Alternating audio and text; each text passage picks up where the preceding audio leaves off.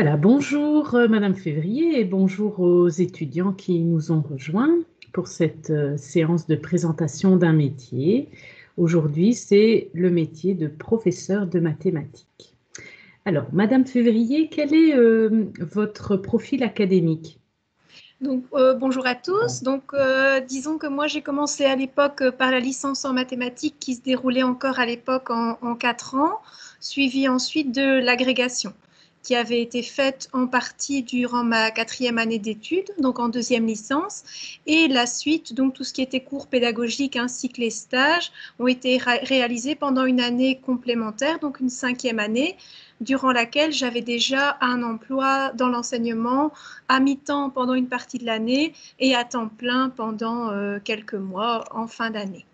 Ok, donc vous avez fait une licence en sciences de mathématiques, en sciences mathématiques, et vous avez été promu en 2006, c'est cela? Donc la licence en juin 2005 et l'agrégation en juin 2006. D'accord.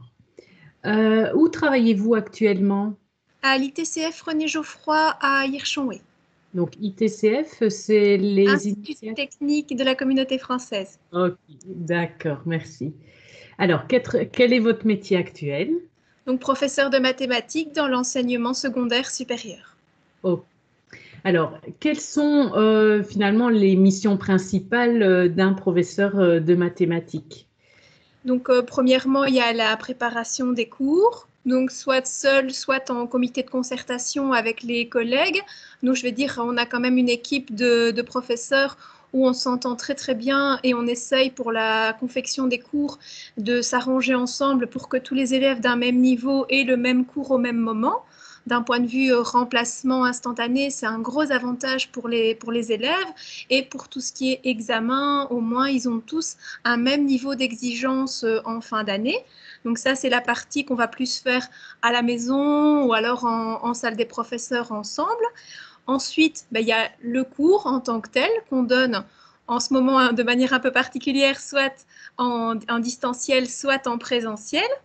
Et parfois même les deux en même temps, avec une partie de classe qui est à domicile et à l'aide d'un tableau interactif, ils peuvent suivre le cours comme s'ils étaient en classe. Ensuite, on a toute la partie confection des contrôles qu'on doit corriger. Et après, il y a bien sûr toute la vie du professeur à côté, donc les conseils de classe, les réunions, le suivi des différentes communications, le suivi parfois de certains élèves qui ont des difficultés qui n'ont parfois rien à voir avec le scolaire, qui peuvent être inhérents à leur vie privée, où là, ça va être plus un contact avec le centre PMS de l'établissement. Ok. Euh, Je reviens directement sur le fait que la situation particulière entraîne finalement un changement aussi dans la manière d'enseigner avec cet enseignement à distance. Quelles ont été les difficultés que vous avez rencontrées dans le changement justement de ce présentiel en distanciel ou en tout cas à mi-temps distanciel? Disons qu'ici, au mois de mars, ça a été très compliqué parce que là, on n'avait pas du tout de plateforme prévue. Je vais dire, ça nous est tombé un petit peu dessus comme ça du jour au lendemain. Et donc, on a travaillé avec des logiciels plus de la vie privée comme Messenger ou des choses comme ça. Après, on a instauré quelques réunions en Zoom.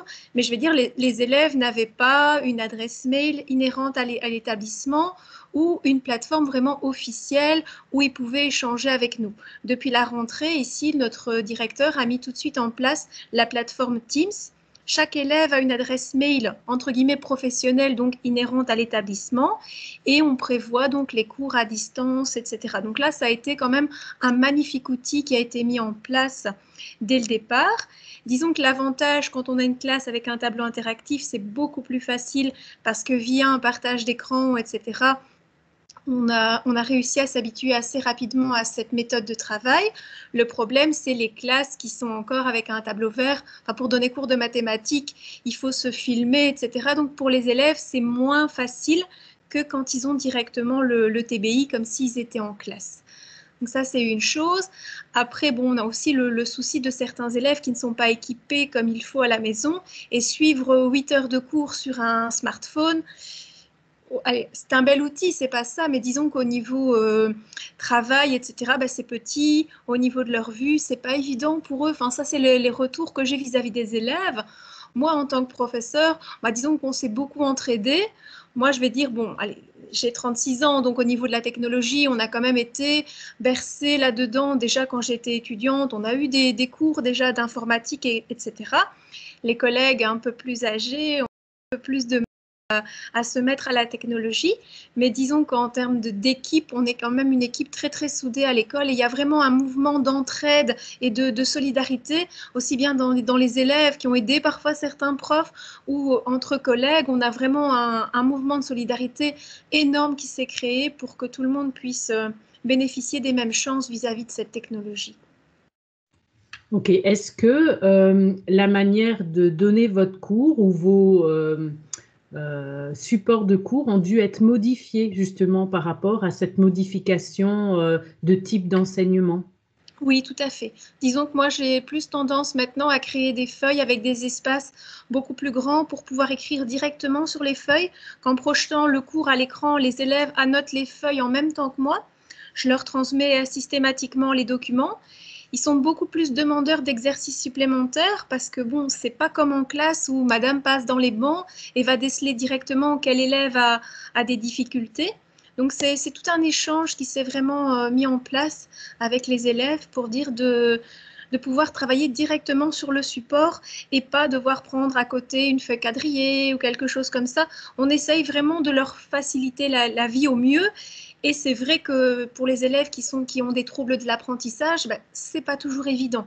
Donc, j'ai dû m'adapter aussi à ça en adaptant la police d'écriture, en aérant les documents, en essayant vraiment de faire au mieux pour tous ces enfants qui sont un peu chez eux, livrés à eux-mêmes pour l'instant, sur leurs documents en tout cas.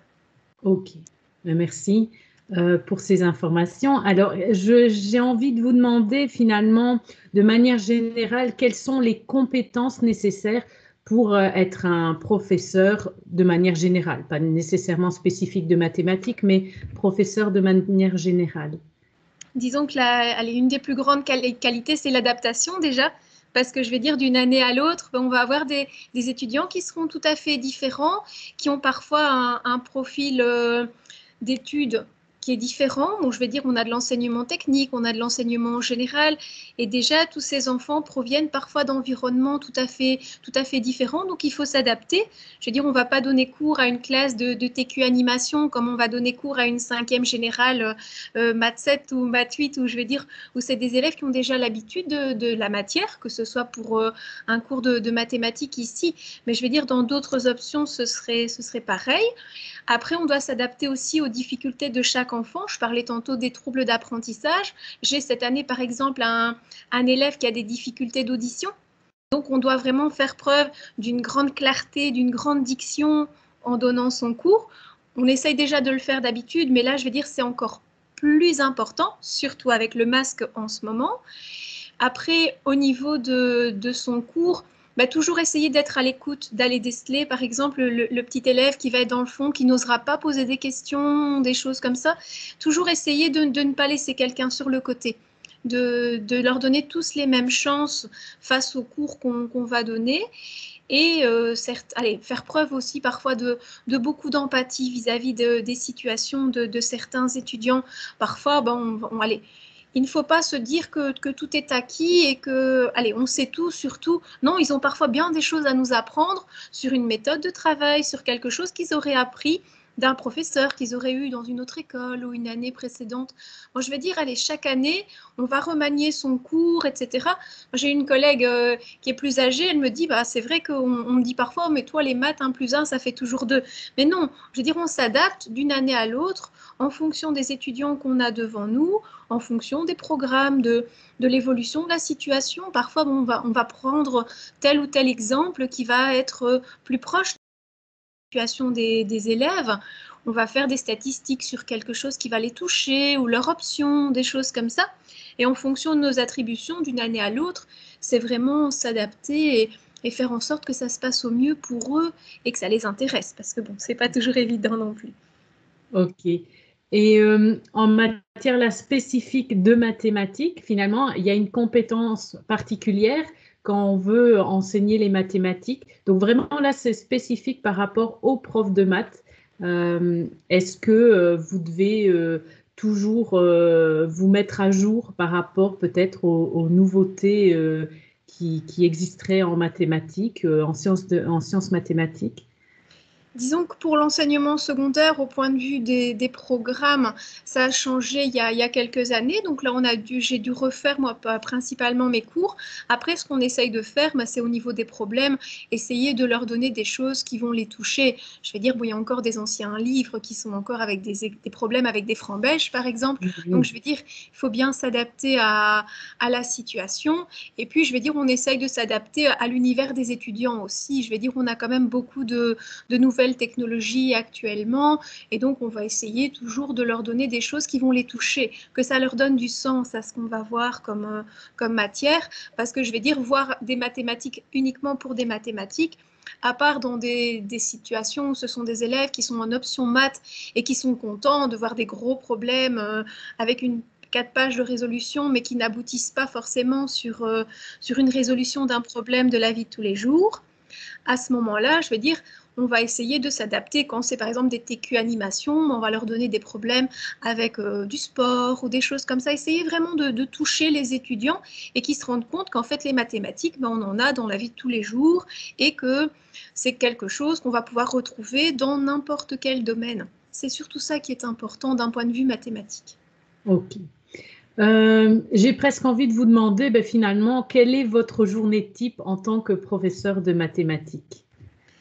Bah, disons que le matin, bon, déjà, c'est notre petit plaisir de se retrouver à la salle des professeurs, je vais dire, de pouvoir échanger, moi, que ce soit, je vais dire, aller sur la journée, sur ce qui est prévu, que je vais dire, allez, on crée quand même des liens amicaux, etc. Je veux dire, une salle des profs, c'est aussi toute une équipe, je veux dire, qui se côtoie chaque jour, qui va parfois échanger bah, sur ces petites misères, parfois avec certaines classes, et dire de parfois savoir que, bah, oh, en français, ils sont parfois pas faciles non plus. Enfin, je veux dire, c'est quand même un soutien.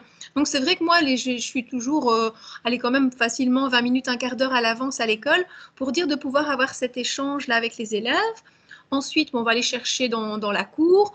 Bon, je veux dire, le rang, le moment où ils vont rentrer en classe, c'est toujours le petit moment où ils vont avoir un petit mot pour nous, demander comment ça va, vous allez bien, madame. Moi, je vais dire, moi, j'ai quand même une bonne relation de confiance en général avec les étudiants. Donc, c'est leur petit moment à eux, je vais dire, le temps de monter en classe. Ensuite, en classe, bon, là, disons qu'on a quand même tout le côté administratif à côté, la prise des présences, s'assurer en ce moment le pourquoi de l'absence de l'élève, parce qu'un élève qui va être malade, on va le laisser se rétablir tranquillement à la maison, mais un élève qui va être en quarantaine, maintenant, on va assurer son suivi pédagogique, etc. Donc ça, c'est toutes des choses qui sont apparues cette année. Avant, ben, un élève était absent, il était absent. On ne savait pas toujours le pourquoi du comment. Ici, cette année-ci, on va beaucoup plus s'intéresser à tout ça. Donc ça, c'est un côté qui a changé par rapport au confinement. Ensuite, bon, bien sûr, il y a le déroulement du cours, répondre aux questions, etc. des élèves. Ensuite, on a aussi tout le côté s'assurer que le passage se passe bien d'un cours à l'autre, etc. Donc ça, c'est toute la journée en présentiel à l'école. Ensuite, en ce moment, on s'assure en rentrant à la maison qu'il n'ait pas de questions ou sur la plateforme, voir un petit peu si aucun élève n'a signalé une absence, a besoin de cours supplémentaires, a besoin d'explications. Là, pendant que je vous parle, j'ai ma plateforme Teams qui se met à clignoter. Excusez-moi de vous déranger, madame, j'ai besoin d'exercice. C'est un bel exemple, j'aurais pas pu le prévoir. Donc ici, à ce moment-là, on essaye de s'assurer tout ça. Ensuite, il y a les corrections, la préparation de la journée suivante. Donc toujours s'assurer que les photocopies sont faites, que l'élève absent, on a bien pris les feuilles qu'il fallait. On peut moins compter en ce moment sur les petits copains qui vont porter les feuilles à gauche, à droite à cause du Covid, bien évidemment. Donc toujours s'assurer qu'ils soient bien tous en ordre, que tout est prêt pour le lendemain. Parfois, certains élèves vont être demandeurs d'exercices supplémentaires qu'on va préparer comme ça du jour au lendemain. Donc, je vais dire, allez, quand on rentre à la maison, la journée de travail n'est pas terminée, quoi. Je veux dire, il faut bien se dire que c'est pas complètement fini. On va toujours avoir une petite part de nous qui reste à l'école à se demander, j'ai bien fait tout ça, etc. Et puis bon, après, il y a toute la vie de famille à côté aussi, bien évidemment. Ouais, ok, merci. Alors, ben, vous avez comme ça présenté votre métier, mais finalement, vis-à-vis des étudiants qui veulent devenir enseignants ou profs de mathématiques en spécifique, hein, puisqu'ici, on n'a pas que des étudiants de la faculté des sciences qui sont présents là pour la séance. Finalement, qu'est-ce que vous auriez comme conseil de type insertion professionnelle? Donc, finalement, des conseils à faire et les conseils à ne pas faire. Donc, voilà, je vous laisse un peu donner votre avis par rapport justement à cette insertion professionnelle, à cette préparation pour devenir professeur et spécifiquement professeur de mathématiques aussi. Disons qu'au niveau enfin, pour postuler en tant que professeur de mathématiques, disons que c'est déjà important de bien remplir tous ces documents au niveau de la communauté française. Donc ça, c'est pour tout ce qui est enseignement officiel. Donc là, il y a des candidatures à rendre ici au mois de janvier. Quelque chose à ne surtout pas oublier, parce que là, ça va couvrir en fonction des zones choisies. Toutes les écoles, donc que ce soit ici bon, pour la région, en fonction de la région, bah, par exemple la zone 8 c'est Tournai, Moucron, Hâte. Après la zone 9, on va aller sur Mons, etc. Donc bien définir les zones, ne pas trop restreindre au début et être trop exigeant parce que je vais dire, il faut essayer de se donner toutes les chances d'obtenir un emploi. Ensuite, pour tout ce qui est enseignement provincial, enseignement libre, là, postuler plus spécifiquement dans les établissements. Des écoles comme comment dire, comme Saint-Julien ou des choses comme ça sur Hâte ou les collèges sur Tournai sont des établissements où il faut postuler au cas par cas. Donc bien rédiger son CV, bien faire une lettre de motivation et envoyer ça dans un nombre d'établissements le plus large possible pour essayer vraiment de mettre toutes les chances de son côté. Et au début, bien, disons que ça peut être des petits remplacements à gauche, à droite pour dire de allez, au départ, c'est pas évident. Je veux dire, avoir un temps plein complet dans l'enseignement général en sortant de l'école, c'est un beau rêve, mais bon.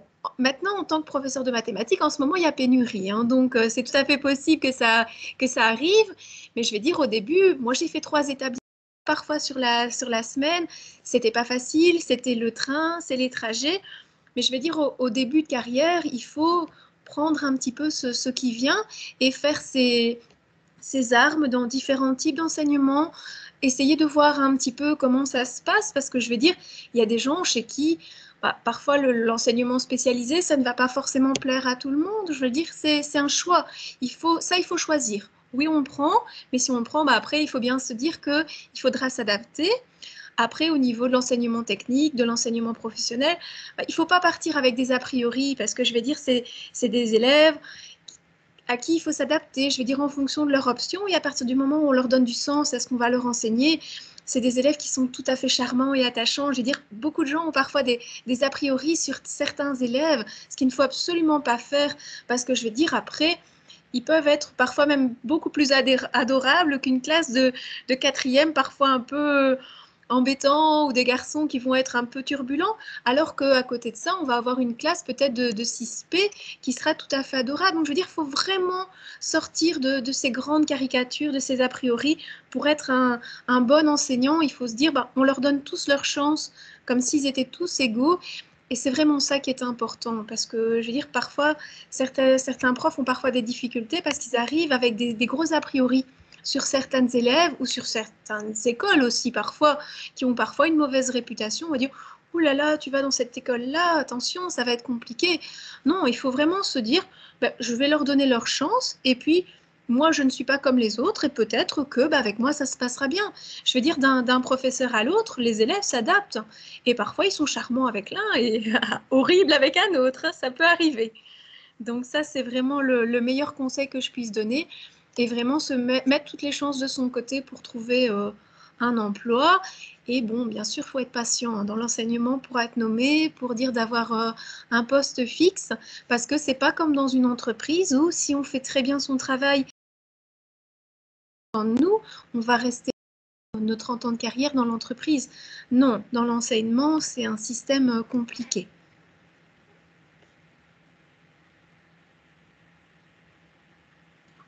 Merci. Donc finalement, avec toute l'interview aussi qu'on a fait ici, c'est surtout s'adapter à tout en fait, s'adapter aux élèves, à l'école, s'adapter aux méthodes d'enseignement qui Tout à pourraient fait. changer, je vais dire, d'un mois à l'autre, d'une année à l'autre. Donc, être finalement ouvert à toute offre d'emploi le plus large possible. Oui, Donc voilà. Et ce que j'ai bien aimé dans votre interview aussi, c'est quand vous avez dit, ben, finalement, ne pas penser qu'on sait tout et être ouvert à tout ce que les élèves peuvent vous apporter. Je ne sais pas si vous avez envie de revenir sur ce conseil. bah, disons que parfois, je veux dire, on a une méthode, on a un exercice qu'on a préparé, etc. Puis bon, il y en a qui disent, ah mais madame, moi j'avais... Et ils sont fiers d'aller au tableau et d'expliquer comme ça comment ils ont fait. Et c'est vrai que parfois, c'est des choses où nous, bah, parfois, on n'aurait pas pensé à aller aborder l'exercice de cette manière-là. Et parfois, bah, on va leur laisser l'embarras du choix à ce niveau-là. Parfois, ils vont aller en rattrapage chez un de mes collègues ou quoi, qui va expliquer d'une autre méthode et qui vont se dire, ah, mais finalement, madame, on peut choisir. Et finalement, c'est une richesse pour eux, tout ça, de voir comment parfois bah, un grand frère, une grande sœur, un collègue peut leur apporter parfois une autre façon de réfléchir ou d'aborder les choses. Et donc ça, je veux dire, pour nous, c'est une richesse parce que moi, parfois, à la classe suivante, je vais leur dire, ah, mais vous savez, dans telle classe, j'ai un élève qui m'a expliqué comme ça. Et finalement, ça, ah, mais oui, madame. Et finalement, ça crée des échanges et ils sont fiers quand c'est comme ça, je vais dire, de pouvoir aller exposer leur point de vue à leurs condisciples de classe. C'est toujours un bel échange. Ok. Eh ben, je vous remercie pour toutes ces informations. Alors maintenant, je vais laisser la place aux étudiants pour poser leurs questions. Vous pouvez sans problème prendre la parole ou alors, si vous n'aimez pas trop prendre la parole, vous pouvez écrire un petit message, votre question dans la conversation de la réunion. Donc à vous maintenant de poser toutes vos questions à Madame Février.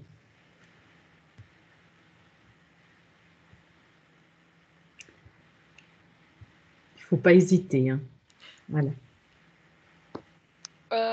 Bonjour, donc moi c'est Isabelle, j'avais pas mal de questions. Je me demandais pendant l'épisode du coronavirus en avril, mai, juin, comme ça, vous avez perdu beaucoup d'étudiants dans le sens où il y a des étudiants, vous n'avez pas du tout réussi à renouer un contact avec eux? Oui, il y en a quelques-uns qui ont complètement décroché. Ça, c'est vrai. Il y avait des élèves qui avaient déjà pour but de recommencer leur année scolaire et qui, à ce moment-là, n'ont parfois pas donné de vie, malgré les documents envoyés par la poste, malgré les conversations Messenger qu'on pouvait essayer de faire avec eux. On a quand même quelques étudiants qui n'ont pas du tout accroché, qui ont préféré, entre guillemets, profiter en se disant que c'était des petites vacances prolongées. Et du coup, à ce surtout eu ça dans des plus petites classes, comme les quatrièmes années ou des choses comme ça. Les rétos ont recommencé en présentiel au 18 mai, donc là, je vais dire, on les a tous gardés sans problème. Au niveau des quatrièmes, c'est là qu'on a eu le plus, enfin, en tout cas pour mes élèves à moi, c'est là que j'ai eu le plus de décrochage, entre guillemets. D'accord, merci. Et point de vue insertion sur le marché de l'emploi, pour vous, vous avez mis combien de temps à avoir une école à peu près fixe et à être nommé? Je sais que c'est Moi, deux choses différentes. j'ai mis 6 ans. 6 ans quand même. Ouais. Mais disons que j'ai eu 6 ans à l'Athénée Campin sur Tournai où j'avais allez, un mi-temps fixe et un deuxième mi-temps qui a été sur Mons la première année, sur Leuze la deuxième année. Puis j'ai su avoir mon temps plein pendant 3 ans sur Tournai en complétant avec de l'inférieur. Et ensuite, bah, malheureusement, il y a une dame avec plus d'ancienneté qui est arrivée. Et là, j'ai été mutée à Hirschonwey et en 6 mois, j'ai été nommée dans cet établissement-là. Ok, d'accord. Ouais. Et Après, pardon, à l'époque, disons que c'était plus compliqué aussi au niveau des professeurs de mathématiques pour avoir un emploi fixe. À cette époque-ci, je sais que j'ai eu, moi, des stagiaires qu'on allait déjà chercher en dernière année pour aller assurer des remplacements parce qu'en ce moment, les professeurs de mathématiques avec le titre requis, ça devient très, très rare. Moi, Oui, j'ai des élèves qui sont restés 3 mois sans prof l'année dernière, tellement c'est compliqué de trouver quelqu'un. Donc, j'ai vu effectivement, j'ai fait ma petite étude et effectivement, on est en pénurie sévère de profs de maths à peu près partout en Belgique. tout à fait, C'est un côté rassurant en termes tout à d'insertion sur fait. le marché de Ah oui, l'emploi. moi, c'est ce que je dis à mes élèves qui hésitent. Je leur dis, vous pouvez aller faire ça, il n'y a aucun problème, on va aller vous chercher à l'école. Oui, tout d'accord, merci. Si vous avez d'autres questions, il ne faut pas hésiter, hein, Madame Anceau. Euh, Moi, ça va, je veux bien laisser d'abord les autres poser des questions. Est-ce que d'autres étudiants ont envie de poser des questions? Bonjour. Bonjour. Bonjour. Excusez-moi, moi j'aurais une question en fait. Oui. Vu que le métier de prof de maths est en pénurie, qu'est-ce qui expliquerait cette pénurie en fait? C'est quoi? Il y a des difficultés particulières qui causent cela? Bah, disons que le problème, c'est toujours un peu la dévalorisation, à mon avis, du métier d'enseignant au vu des gens. Je vais dire, il y a beaucoup de gens qui se disent, ah, mais oui, mais mon métier n'est pas reconnu en tant que tel. Enfin, on a toujours un petit peu le mauvais rôle. Je veux dire, quand on entend les gens, on a 3 mois et demi de congé par an. Enfin, je veux dire, c'est toujours un peu sur les enseignants que les critiques vont se porter. Et du coup, bah, parfois, je veux dire, avec les mêmes études, il y a des gens qui se sont dirigés plus vers le métier de la finance ou des choses comme ça pour justement pouvoir avoir un peu plus l'impression de gravir les échelons, d'avoir un métier plus reconnu ou pour éviter les critiques, tout simplement, avoir une sécurité d'emploi, parce que je vais dire, en tant que professeur, bah, parfois on fait un petit remplacement à gauche, un petit remplacement à droite. Il y en a qui pensent que dans certaines entreprises, s'ils rentrent et qu'ils font leurs preuves, ils vont rester là, ils vont gravir les échelons, avoir des gros avantages comme une voiture de société, des choses comme ça. Au niveau de l'enseignement, c'est différent. Je veux dire, c'est pas du tout la même façon de travailler. Et c'est souvent ça qui, à mon avis, repousse les gens de choisir ce métier-là. C'est surtout la dévalorisation au niveau de la société. Ok. Et du coup, ça m'amène à ma deuxième question. Oui. Selon vous, qu'est-ce qui ferait la beauté du métier en fait, qui pousserait quelqu'un à rester dedans? Bah, disons que moi, je ne changerais allez, mon métier pour rien au monde. Je veux dire, ces contacts avec les étudiants, le fait de les revoir parfois des années après, qui viennent. Allez, avant, parfois, moi, j'en ai parfois certains qui m'ont sauté dans les bras. Ça, maintenant, ça va changer un petit peu. Mais je vais dire en me disant, mais madame, merci, avec tout ce qu'on a appris, etc., les voir s'épanouir, etc. Enfin, je veux dire, c'est une grande fierté pour nous en tant que professeurs de leur apprendre des choses et de les voir après s'épanouir dans leur vie, dans leur futur métier et réussir dans la vie. Je veux dire, c'est vraiment une grande chance qu'on peut avoir. Et c'est surtout tous ces contacts humains, etc., qui font que, aussi bien avec les collègues, avec les élèves, enfin, le métier d'enseignant, c'est quand même un métier de contact. Et ici, c'est vrai que le fait de se dire, bah, moi, par exemple, avec mon diplôme, j'aurais très bien pu aller postuler comme un poste d'études de marché. Quelqu'un qui serait devant un PC à longueur de journée à regarder des courbes mathématiques évoluer et dire oh voilà, il faut acheter des dollars parce que ça va évoluer, des choses comme ça. C'est pas du tout le même profil que celui d'enseignant, comme je vous expliquais tantôt, où chaque année ça évolue, chaque année on a des étudiants, etc. devant nous. C'est de l'humain. Donc, je vais dire, il y a toute la partie matière à côté, mais il y a aussi toute l'humanité qui en découle. Donc, c'est ça qui est important. Après, ça, c'est un choix de vie. Je vais dire, il faut vraiment bien s'imaginer que le fait de travailler dans un bureau ou de travailler en tant que professeur, c'est pas du tout le même métier. Ok, ok. Euh, et dernière question. Du coup, ce serait possible de commencer à enseigner si on n'a pas le titre requis alors? Oui, oui, disons que après le problème, c'est que s'il y a quelqu'un qui se présente avec le titre requis, vous allez toujours passer en dessous de cette personne. Ça, c'est plus embêtant. Après, comme il y en a très très peu en ce moment, ce qu'on peut faire, c'est vous engager en n'ayant pas le titre requis de professeur de mathématiques, et ensuite vous pouvez passer l'agrégation. Ça, c'est toujours possible hein, en ayant fait des études d'ingénieur civil, d'ingénieur de construction, des choses comme ça. Il y a toujours moyen de faire l'agrégation par après pour obtenir le titre requis de professeur de mathématiques.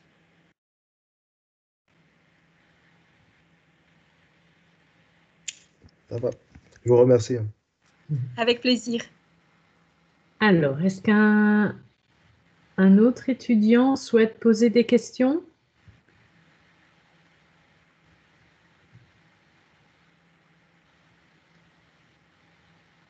Madame Anceau, si vous avez d'autres questions, il ne faut pas hésiter, hein. Ben, étant donné que vous avez fait l'agrégation, est-ce que vous pensez que justement c'est une bonne formation au métier d'enseignant ou qu'est-ce que vous avez une opinion forte sur le fait qu'on va bientôt réformer ça ou ce genre de choses? Disons qu'au niveau de l'agrégation, nous, on avait déjà passé pas mal, donc tous les cours de mathématiques, moi j'avais tout fait durant ma dernière licence, et le fait de faire mon agrégation en travaillant, c'était un atout. Parce que je vais dire, le fait de le faire en parallèle, j'avais ma classe, je veux dire, parfois, quand on apprenait des choses pendant les cours de pédagogie, etc., ben, je pouvais, entre guillemets, tester ce que j'apprenais sur mes étudiants. Donc moi, c'était un avantage que j'ai eu à ce niveau-là. Maintenant, bah forcément, étant donné que c'est entré dans le cursus des 5 ans du master, c'est quelque chose qui est différent par rapport à ce que moi j'ai pu vivre comme expérience au niveau de l'agrégation. Après, c'était quand même une formation, je vais dire, où on nous a vraiment élargi notre espace au niveau des différentes visions parce qu'on était regroupés avec des étudiants d'autres facultés. Donc moi, dans certains cours, ben, je ne vous mens pas, j'ai appris plein de choses, notamment Ah oui, sur j'en doute pas. avec la faculté de psychologie où certains élèves avaient des cours en parallèle avec nous. Ben, je veux dire notamment sur les difficultés de certains adolescents, etc. Ben, je veux dire, c'était quand même une expérience enrichissante. Après, le fait de passer l'agrégation en étant prof, la difficulté parfois, c'était de passer du statut de prof à élève sur la même journée. Je faisais passer mes oraux le matin, j'allais passer les miens l'après-midi. Enfin, donc, je veux dire, c'était un peu drôle comme situation. Mais je veux dire, c'était enrichissant, quoi. Je veux dire, ils m'ont vraiment appris beaucoup parce que je veux dire, tout ce que j'apprenais dans mes cours, ben, je pouvais vraiment le mettre en pratique avec eux. Et c'est vrai que avec toutes les classes de ces années-là, avaient vraiment un regard différent. Et c'est vrai que, ah madame, ça a été vos examens et tout. Enfin, je veux dire, c'était drôle comme situation. Ah oui, ça, j'imagine bien, ouais. Donc voilà. Bon, après, bon, forcément, il y a des cours qui ne sont pas forcément toujours adaptés au niveau que l'on peut avoir. Bon, je veux dire, on est allé voir, par exemple, une exposition sur les boîtes à colère, des choses comme ça pour les enfants. Bon, adapter ça à des ados de 16-17 ans, c'est pas forcément toujours adapté. Mais bon, je veux dire, c'est enrichissant, quoi. Je veux dire, on peut apprendre des choses, même Oui. si, bon, bah forcément, comme c'est un cours global pour toutes les facultés et pour les différents étudiants, forcément, parfois, ça nous portait un petit peu à sourire. Parfois, c'était drôle. Oui, je me doute. Ouais, merci. Et vous acceptez les stagiaires cette année Je suis en train de faire Oui, l'agrégation en physique, en fait. oui, si, avec plaisir. Avec plaisir. Bon, mais maintenant, au niveau des conditions sanitaires, etc., il faut voir un peu comment ça va évoluer parce que, bon, donner un cours en distanciel pour un stage, je suppose que ce n'est pas accepté pour le moment. Donc, Si. si. Enfin, ça dépend des conditions particulières, mais j'ai des condisciples qui ont eu la possibilité de faire un stage en semi-distanciel, semi-présentiel, Ah comme oui, ça va être organisé la fois prochaine. On leur a dit, bah, tu vas galérer un peu plus, mais pourquoi pas? C'est une expérience de vie, hein, tout à fait. Non, Bah mais oui, franchement, hein. y a vraiment aucun souci. Ça, je veux dire, je suis tout à fait avec grand plaisir que j'accueille les stagiaires. Je veux dire, bon, c'est toujours gai de pouvoir transmettre un petit peu ce qu'on sait, etc. Et puis, bon, les élèves adorent aussi les stagiaires. C'est chouette alors. Oui, non, c'est vrai Ouais. que parfois, ils sont contents d'avoir une autre vision des choses, etc. C'est toujours enrichissant. Ça, il n'y a aucun souci. Je veux dire, on peut vous transmettre mes coordonnées sans aucun problème. Que ce soit, je veux dire, j'ai des quatrièmes générales et des cinquièmes, sixièmes techniques. Donc, ça peut être à différents niveaux sans aucun souci. D'accord, merci. Moi, je crois que j'ai fait le tour de mes questions, en fait. Ok. Alors, je me tourne vers les autres étudiants. Est-ce que vous avez des questions? Et sinon, vous pouvez peut-être le mettre dans la conversation de la réunion, comme ça on sait que vous n'en avez plus ou pas. Excusez-moi, moi j'aurais une question à commencer. Allez-y. En fait, lorsque j'écoute Madame Février, je sens, elle parle toujours des élèves avec une très, très bonne énergie. Pourtant, moi, j'ai passé quelques entretiens pour des remplacements, justement. C'est vrai, c'était en technique. Mais à chaque fois, les directeurs me faisaient comprendre qu'il fallait faire attention aux étudiants, qui pouvaient être très, très, très compliqués à gérer.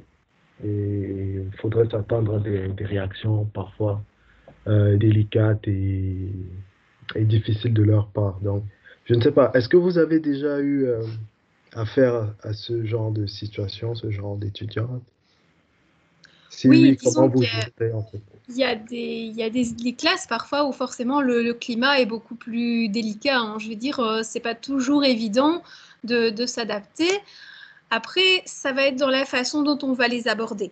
Moi, je vais dire la deuxième année, j'avais mon mi-temps, comme je disais tout à l'heure, à l'Athénée Campin à Tournai où c'était de l'enseignement général. Et là, bon, c'était des quatrièmes générales, donc c'était des petits gamins, entre guillemets, de 15-16 ans, tout à fait inoffensif et tout ce qu'il faisait, c'était bavarder ou jouer. Après, j'ai eu un remplacement en 5e, 6e, 7e professionnel à Mons, aux arts et métiers, donc des professionnels mécaniciens d'entretien. Vous imaginez un peu le profil d'élèves, que des garçons. Moi, j'avais 22 ans, je sortais de l'école, donc c'était quand même très, très impressionnant. Donc, je suis arrivée là avec des craintes. Déjà, comment se présenter, comment faire en sorte de leur faire aimer le cours de maths, parce que bon, c'était quand même des mécaniciens, donc je veux dire, il fallait s'adapter, c'était du professionnel. Donc, au niveau matière, il faut quand même se dire, attention de ne pas faire un niveau beaucoup trop élevé, de leur faire sentir qu'ils sont plus, comment dire, plus faibles ou des choses comme ça. Il faut vraiment toujours essayer de valoriser le peu qu'ils savent. Après, je ne vous dis pas, ils m'ont pris une armoire, ils m'ont mis une armoire devant la porte. Enfin, je veux dire, ils m'en ont fait voir, hein, ça aussi. Après, il faut essayer de prendre sur soi et de se dire que bon, on essaye de calmer le jeu. Après, bon, parfois, quand il faut montrer les dents et essayer de garder sa place, etc. C'est pas toujours évident, hein. Ça, c'est certain que là, c'est vrai que bon, j'idéalise parfois un petit peu les élèves parce que bon, c'est vrai que cette année-ci, j'ai aucune difficulté avec aucune classe et ils sont tous vraiment très motivés, etc. Après, ça m'est arrivé aussi allez, il y a tout un système aussi de discipline au niveau de l'établissement dont je n'ai pas parlé mais qui existe. Et je veux dire, il ne faut pas hésiter à les sanctionner, à montrer qu'on est là à garder sa place. Il ne faut pas faire trop copain-copain avec eux parce que sinon, après, ça peut dégénérer. Mais dans certains cas, il y a des retenues, il y a des travaux, etc. à faire. Il faut vraiment, ça c'est le côté moins drôle, entre guillemets, du métier, quoi. C'est le côté parfois un peu gendarme, mais parfois il faut y passer aussi, hein. Ok, ça va. Merci. Pas de souci. Alors, est-ce que vous avez d'autres questions?